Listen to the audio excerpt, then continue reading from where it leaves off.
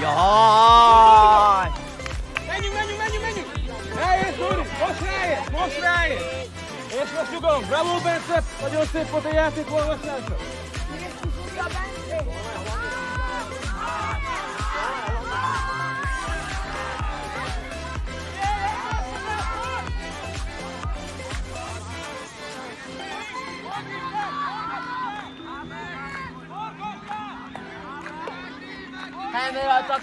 Hevőltakás! Paksai!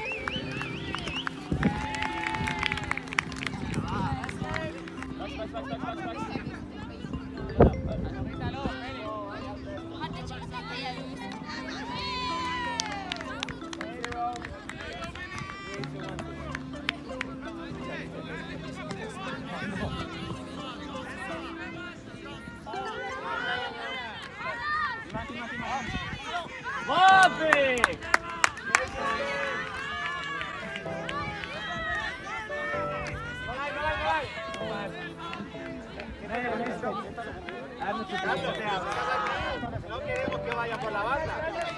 Sí, Manzano, venga. Claudia, ¿qué estás viendo?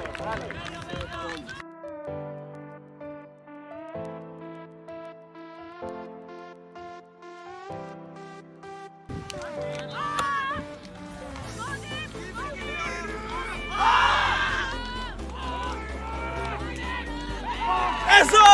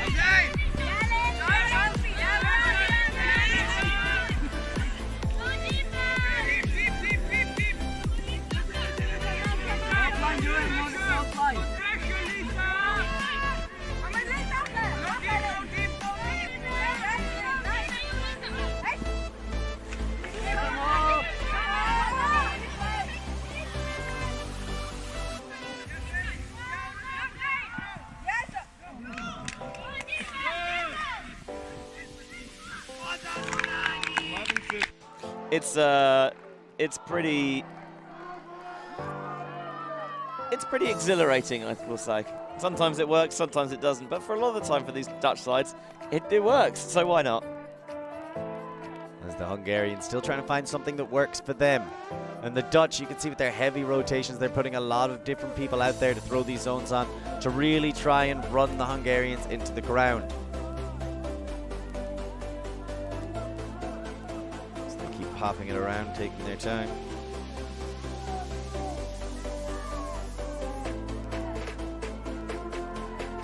Interesting to me here, they've currently only got 2 handlers back against this zone, and they finally have a third coming back as a reset, but it means there's no ability for quick disc movement around the back. It's Lucha, able to get it, but like you're saying, there's no quick movement down the sideline to the wing because there's nobody coming into that space in time. Obviously, one of the advantages if you only have 2 players back is it means you can put more players downfield, and theoretically you've got numerical mismatches in that space, but obviously it's a bit more difficult to get it to those players without that quick, easy outlet pass. They keep working it tirelessly. It's Karpati. Goes back to Patzendorf.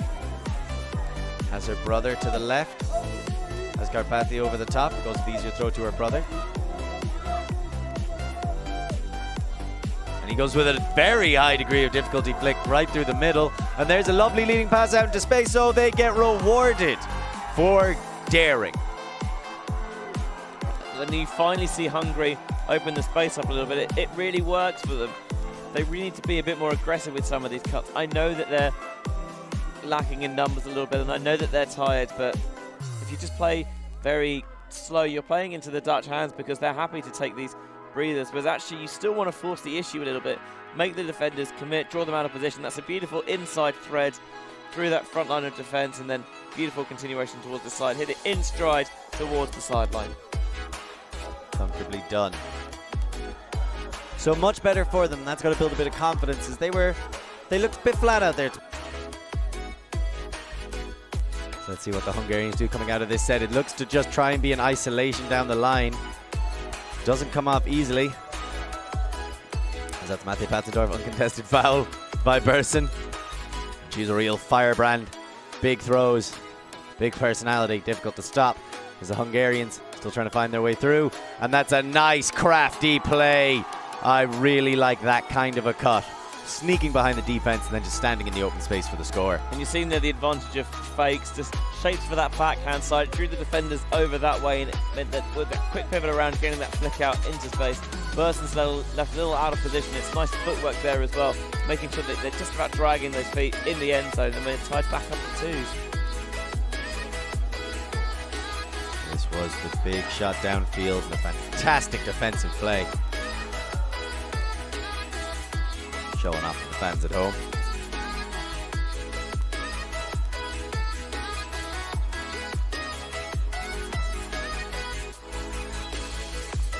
And you see it now, once more on the replay, just leaning out a little bit into space and getting that back foot down, inbounds.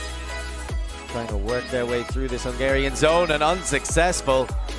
Patzendorf was waiting, slaps it down. And again, just a little bit lethargic from the Dutch. Disinterested even. As they look to go back, and that's a beautiful little cut by Shayosi. A nice comfortable work together by the 2 Hungarian players. Down the line consistently and going 3-3. Enjoying themselves. Still seeing a couple of mistakes from either side, but it's being punished a little bit quicker than it was at various points in the game. Certainly at the start we were seeing quite a few turns, and obviously as a defensive unit you're happy to generate those turns. You want to convert them at a much higher ratio, and this time looking for that inside. But if you're going to get that inside shot, it's got to go out early, because otherwise that channel's going to have those defenders in the space, and it's picked off, and then working it quickly after the turn, getting the upline strike cut for the goal. Comfortably done in the end. A little bit of a difficult throw at times. The leading pass flick over a very short distance of her back to a zone. You have to respect how well drilled this young side is. Even though they are inexperienced at the international level, they all know what to do in each situation, and that's a fantastic block. Morrison getting too ambitious himself, stepping through and stopping it. He's getting a little bit greedy, trying to force it through that front line of defense, but the cup is not spaced out for that option to go through.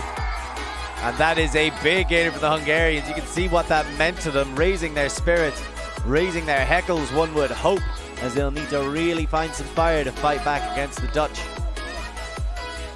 getting that point back on the board now and stopping the break train really going is important. 6-4 is obviously not the scoreline you want to be in, but it's a lot easier to come back from than 7-3. Or indeed 8-2. It was a great defensive play by Andras Murida. He was able to read it, and then that nice shot down the line. People sprinting back to try and deny it. The Dutch going with the match defense. Wilberson playing a little bit of a smart poach downfield. Pastendorf doesn't like the unders. There's too many people too close. She's forced to go for a big floaty backhand.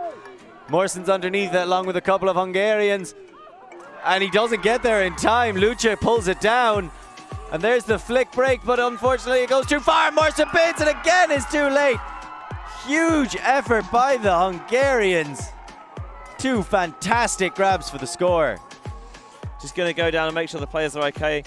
Dutch player did initially signal that the goal should stand, and his Vriends, and it will do. A little bit lucky there, that inside flick was overthrown, but it was good hustle to chase it towards the back of the end zone on the initial deep, but it looks like that Mawson's trying to set himself almost a volleyball style D, trying to reject it back the other way, but doesn't actually get a hand on it. Would have been better. I'd just rather see him just, rather than try something a little bit fancy, just catch it.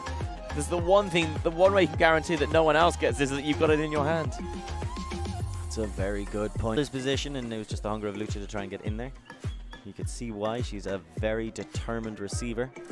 Lots of people.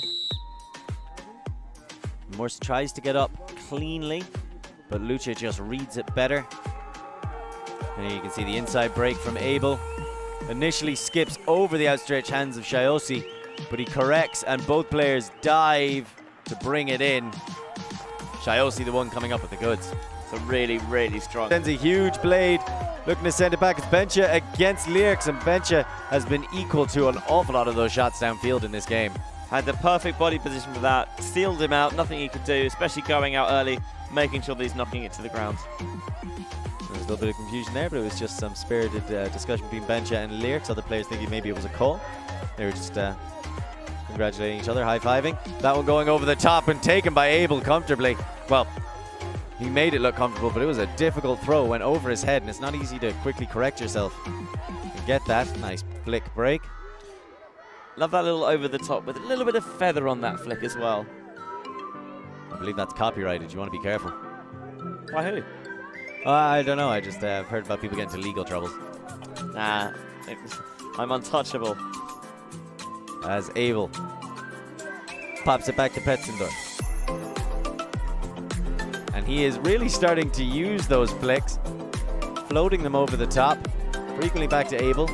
They found a way that they like getting it around this cup. And you can see the smart adjustment by the Dutch defense, trying to pick off Abel, forcing him to go back under to get the disc. See things about that flick of his own. Petzendorf, by which you mean Anna Petzendorf, is very far away. So Mate, the only realistic option for him, as then he sends it, and that's not an easy throw. The wind is gusting, billowing slightly, so difficult to predict as Benja thinks about the deep one, doesn't think about it for too long before sending it, and it's taken down comfortably. No time to waste, no time to spare, and they're calling it for a goal. He got up to throw the assist, but in the end, no need, as Branigi gets the score. Gets a nice little slap of hand after the celebration as well. That was good spirit from Mawson. Obviously, in an ideal world, you not make that contact on the catch, but then he looks down and calls the Hungarian player in, gives him a little slap and says, yep, that was nicely done. You bodied me out, you got the position, well played. And Hungary still quite a way down in this game, but obviously finally getting a little bit of fluency in the second half. Might be a case of too little too late, but even if you don't get the bronze medal, you still want to put in the best performance you can. You'd be much more disappointed if you came home empty-handed, but came home empty-handed after a very flat performance, than coming home empty-handed, but say, you know what, okay, it didn't go our way, but at least we made a really good account of ourselves in our last game of the week. And there's just a nice little dancing celebration, having a good time and enjoying himself out there. I always thought it was like chopping a tree down as well. We'll have to do some digging after the game, perhaps.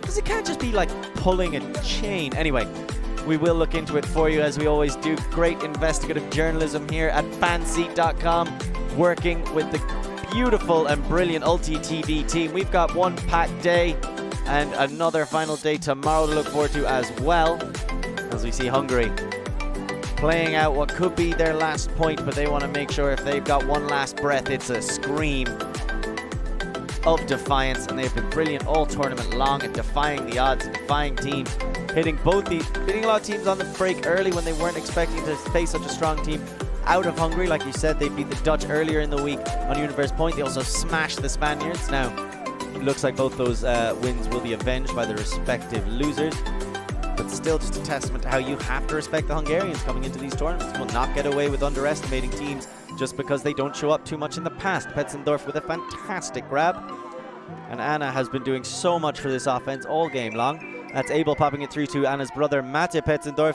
He tries floating up to Bencha, and that's a fantastic receiver. Honestly, I never had any doubts that he was going to come down with that. It's not so that there's not been there's been a game of few bright spots for Hungary. There's been quite a few, but he might be the brightest of them along. You think about... maybe if Lutza hadn't had so many drops, because everything else about what she's done has been fantastic. And even some of the grabs she's made, or some of the drops she's had, she didn't even have a right to be near. But Benza on the defensive end has been fantastic, playing the wing position and deep in the zone, measuring it, and there just showing off his ups and getting a score for the reward.